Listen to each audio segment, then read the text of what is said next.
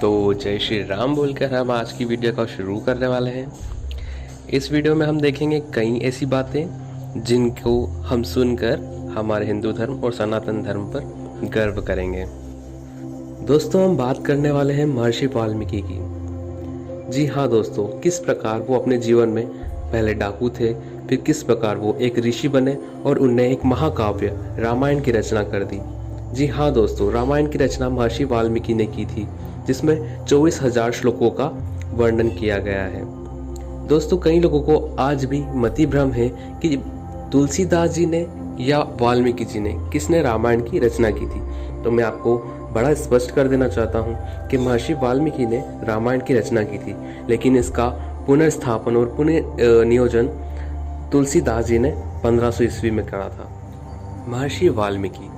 महर्षि वाल्मीकि का इतिहास, जिनके साक्ष्य हमें स्कंद पुराण, मनुस्मृति जैसे महाकाव्यों में मिलता है। महर्षि वाल्मीकि को आदि कवि और डाकू रत्नाकर इन दो नामों से जाना जाता था। अकॉर्डिंग टू मनुस्मृति के अनुसार, जो कि 5000 ईसा पूर्व बनी गई थी, उसके अनुसार आदि कवि का जन्म हिंदू कैलेंडर के अश्विन पूर्णिमा पर महर्षि वाल्मीकि का जन्म बताया गया है। वाल्मीकि रिलीजियस ग्रुप, इसके द्वारा महर्षि वाल्मीकि की कई ग्रंथों पर रिसर्च करवाई गई, जिसमें श्री नीलेश ओक, जो यहाँ के रिसर्चर थे, इनने अपनी रिपोर्ट में साफ दर्शाया है कि 600 से अधिक एस्ट्रोलॉजिस्ट और एस्ट्रोनॉमिकल डाटा इस चीज़ को सिद्ध करते हैं, और कई ऐसी वस्तुएं जो इस काल से मिली थी उनकी कार्बन डेटिंग करवाई गई। कार्बन डेटिंग से यह साक्ष्य मिलता है कि ये वस्तुएं और ये काल 12,209 वर्ष ईसा पूर्व का सिद्ध होता है।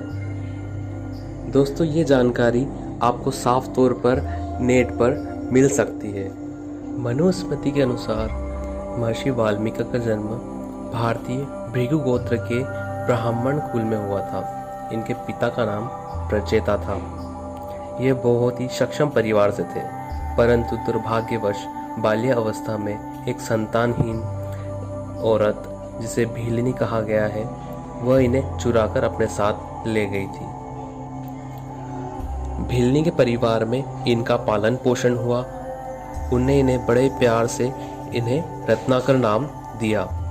वहीं से इनका नाम रत्नाकर रखा गया। भील परिवार का उस वक्त मुख्य जीवन व्यापन करने का साधन चोरी, डकैती और लूटपाट होता था। उस वक्त की बात, जब ये इन सभी कार्यों में निपुण हो गए थे, इन्हें डाकू रत्नाकर के नाम से जाना जाने लगा। दोस्तों, कुछ एक दिन बाद उन्होंने एक लूट का प्लान बनाया। जी हाँ, लूटने का उन्होंने प्लान बनाया। जिस रास्ते में वह लूटने के लिए तैयार थे, उसी जंगल से कुछ 7 लोग वहाँ से गुजर रहे थे, जो साधु के भेष में थे। उन्हें ज्ञात नहीं था कि वो साधु सप्तऋषि हैं, लेकिन वो सप्तऋषि डाकू रत्नाकर को, महर्षि वाल्मीकि को मार्गदर्शन देने के लिए ही पृथ्वी पर आए थे, और उनके संपर्क में आने के लिए उन्हें ऐसा किया। डाकू रत्नाकर ने अपनी प्रवृत्ति के हिसाब से उन्हें बंधक बना लिया। बंधक बनने के बाद सप्तऋषि ने उन्हें आत्मग्लानि से भर दिया। उन्हें ऐसे ऐसे दुष्कृत्य, पाप कर्मों के बारे में बताया जो उन्होंने अभी तक किए थे, और उन्हें उस चीज़ के लिए पश्चाताप करने पर मजबूर कर दिया। जब डाकू रत्नाकर पूरी तरह आत्मग्लानि से भर उठे और पश्चाताप की अग्नि में जलने लगे, तब सप्तऋषि ने उन्हें मार्गदर्शन दिया और आत्मज्ञान से अनुगत करवाया। सप्तऋषि ने उन्हें राम नाम का जप करने का बोला और कहा, इसी से उन्हें पुण्य की प्राप्ति होगी और इससे उन्हें सारे पाप कर्म से मुक्ति मिलेगी। राम नाम के अनुगत होते ही महर्षि वाल्मीकि में एक अनूठा सा बदलाव आ गया। मनुस्मृति के अनुसार बस यही एक जो कृत्य था, जिसके बाद डाकू रत्नाकर महर्षि वाल्मीकि कहलाने की राह में आगे चल पड़े। डाकू रत्नाकर ने आत्मग्लानि में आकर वैराग्य धारण कर लिया और राम नाम का जप करने के लिए तमसा नदी के किनारे अपना आश्रम बनाकर तपस्या शुरू कर दी। लेकिन दोस्तों, यहाँ भी बड़ा दुर्भाग्य था। दुर्भाग्य ये था कि भूलवश वे राम शब्द को समझ नहीं पाए। वो निरंतर जाप करते हुए, अनुसरण करते हुए राम शब्द को मरा मरा दोहराने लग गए। इसी की आवाज़ सुनकर महर्षि नारद वहाँ प्रकट हुए, जिन्होंने उन्हें ज्ञान करवाया राम शब्द से, राम की महिमा से, और पूरा अनुसरण और पूरी अंतर्दृष्टि से दृष्टिगत कराया कि राम जो होने वाले महापुरुष हैं, जिनके ऊपर उन्हें पूरा एक महाकाव्य लिखना है। इसके बाद वे राम शब्द के सही जाप के साथ अपनी तपस्या में संपूर्ण तरीके से सफलता की ओर दृष्टिगत हुए। बताया गया है आगे जाकर उनने एक महाकाव्य का रचना की, जिसमें 24,000 श्लोक थे, जिसका पहला श्लोक आगे देखने को मिलेगा। भविष्य में यह महाकाव्य रामायण के नाम से प्रसिद्ध हुआ। दोस्तों यही नहीं, महर्षि वाल्मीकि का और व्याख्यान हमें स्कंद पुराण में मिलता है, जिसकी संपूर्ण जानकारी आज भी नेट पर उपलब्ध है। स्कंद पुराण के अनुसार महर्षि वाल्मीकि का जन्म ब्राह्मण कुल में हुआ था और इनके पिता का नाम प्रचेता था। इनका जन्म स्थान अभी तक स्पष्ट रूप से साक्ष्य जिसके नहीं मिल पाए हैं, लेकिन स्कंद पुराण में इनकी जीवनी से जुड़े और कई हिस्से, कुछ विवरण इसमें दिए गए हैं। स्कंद पुराण के अनुसार जो पहला विवरण है उसमें आत्मज्ञान और वैराग्य के भाव उत्पन्न करना, इसी के साथ दुष्कृत और पाप कर्म के लिए पश्चाताप था, जो सप्त ऋषियों द्वारा इन्हें अनुसरण कराया गया। और दूसरा विवरण जो मिलता है उसमें इन्हें ब्रह्मा जी द्वारा वरदान स्वरूप दिव्य दृष्टि प्रदान की गई थी, जिससे इन्हें रामायण का पूर्वानुमान और पूर्व ज्ञान मिला। दोस्तों ये जो दूसरा विवरण है ये पहले विवरण के बाद की ही कथा है। इसमें अज्ञानतावश जब वो मरा का जाप करने लगे तो उस स्मरण से इनका शरीर बहुत ही दुर्बल हो गया। ये उनके पाप कर्म का भोगी गई सजा हो सकती है। चींटियां उनके पूरे शरीर पर लग गई थी और बुरी तरीके से वो पीड़ा पहुंचा रही थी। उनका पूरा शरीर दुर्बल हो गया था, शरीर पे चींटियां लग गई थी, परंतु अडिग होकर वो अपनी तपस्या, अपने स्मरण और अपने ध्यान में लगे रहे। इससे उनका मरा शब्द का उद्बोधन राम राम में परिवर्तित हो गया। इससे ब्रह्मा जी ने उनकी तपस्या से प्रसन्न होकर उन्हें रामायण के आत्मज्ञान से परिचित करवाया।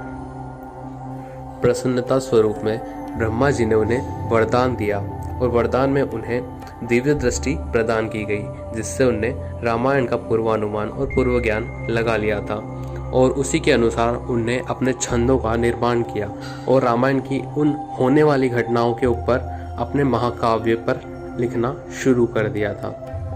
हाँ दोस्तों, इसी तरह तैयार हुई हमारी 24,000 श्लोकों वाली रामायण, जिसे आज वाल्मीकि रामायण के नाम से जाना जाता है। इसमें 7 कांड हैं और 24,000 श्लोक हैं। स्कंद पुराण का दूसरा किस्सा हमें महर्षि वाल्मीकि के पहले श्लोक में मिलता है। जी हाँ दोस्तों, बात उस समय की है जब महर्षि वाल्मीकि आत्मग्लानि और पश्चाताप में पूरी तरह से घिर चुके थे।